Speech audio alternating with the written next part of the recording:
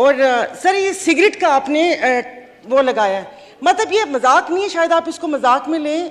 लिखा तो होता है कि सिगरेट नोशी सेहत के लिए मुज़र है, लेकिन अब पीते हैं लोग, यानी कि आप कोई परेशानी दो काश भी ना लावे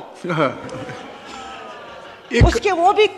और सर ये जो जितनी भी टोबैको कंपनीज हैं ये तो सारी वो टैक्स फ्री जोन में है, बल्कि पेशावर में एक फैक्ट्री है, वो सारी फैक्ट्री पेशावर में है, उसका गेट दूसरी तरफ है, वो वहाँ से ट्रक निकलता है। और माशाल्लाह ये सारे तो अपने सेनेटर हैं, क्योंकि मैंने वो 2-3 के पास वो सेनेटर्स नाम से छोटे छोटे सिगार और सिगरेट्स देखी है। तो ये टैक्स इनसे मतलब कौन लेगा? मतलब टैक्स तो कर दिया ही, क्या ये इनको टैक्स देंगे? और सर मेरे से आपसे एक और बात कि मतलब जो हमारे कराची में जो हॉस्पिटल्स वगैरह हैं, मैंने सिर्फ अपनी उसके लिए, क्या वो टैक्स देते हैं?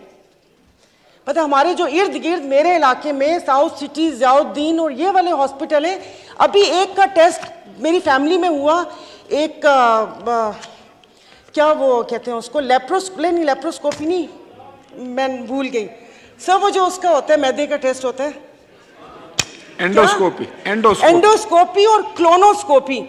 सर वो बिल आया ना, तो वो मेरा चश्मा नहीं था, मुझे समझ नहीं आई, वो 1,35,000 के ये 2 टेस्ट हुए।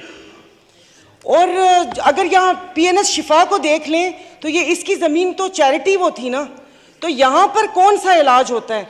तो ये हॉस्पिटल्स में आपसे ये पूछना चाह रही हूँ कि ये जो कराची के जो कसाब बैठे हुए हैं, जो उल्टी छुरी से खाल उतारते हैं कि जहाँ पर आप जाएं तो मेरे ख्याल में आधी जायदाद उनको देकर ही वापस आएँ, तो क्या वो टैक्स के धारे में शामिल है? और सर ये जो यहाँ पर ब्रांड्स हैं, चार्ल्स एंड कीथ हो गया और बाकी जो भी कपड़ों की ब्रांड्स हैं, जो डिज़ाइनर्स हैं, क्या ये भी टैक्स के धारे में शामिल है? और तीसरी को नहीं ले जाइएगा कोई भी अपने ऊपर, ये जो कॉस्मेटिक ये जितनी भी डर्माटोलॉजिस्ट हैं, तो वहाँ पर तो बिल्कुल ही आजकल एक वो चला हुआ है ना कि मतलब थोड़ा सा। सर एक तो ये जो शादी ब्याह की तकरीबात के ऊपर जो और उसके ऊपर टैक्स लगा है, वो सिर्फ बताने में 10% है, 10% शादी हॉल का, 10% खाने का, और टोटल बिल के ऊपर जो GST होगा उसका। तो जैसे कि इन्होंने बोला है कि कराची में तो इतने छोटे छोटे अपार्टमेंट हैं कि वो शायद वहाँ पर कोई फोत भी हो जाता है तो वो बेचारे मतलब घर में तो नहीं वो सारा कुछ होता। ये शादी या कुछ तकरीबात, ये छोटी सी तो खुशी को ज़िंदगी में एक दफ़ा आई, उसको भी उन्होंने इतना मुश्किल बना दिया। और बाकी सर जो टैक्सेस, और दूसरा जो इसका है वो कैपिटल टैक्स के लिए है कि जो कैपिटल टैक्स लगाया है कि इसमें जो इन्होंने एक लमसम सा बताया कि ये इतना होगा, तो उसमें तो जो कंपनीज हैं वो तो फिर रजिस्टर ही नहीं करवाएंगी अपने आप को स्टॉक एक्सचेंज में। कि अमेरिका के जो कमर्शियल अताशी हैं वो FBR के चेयरमैन तारिक बाजवा साहब से मिले और नाराज़गी का इजहार किया है कि इन फिजी ड्रिंक्स के ऊपर आप लोगों ने टैक्स लगाया, कोक, पेप्सी और ये, तो उनको यकीन दहानी करवाई गई है कि नेक्स्ट बजट में इस पर से टैक्स हटा दिया जाएगा।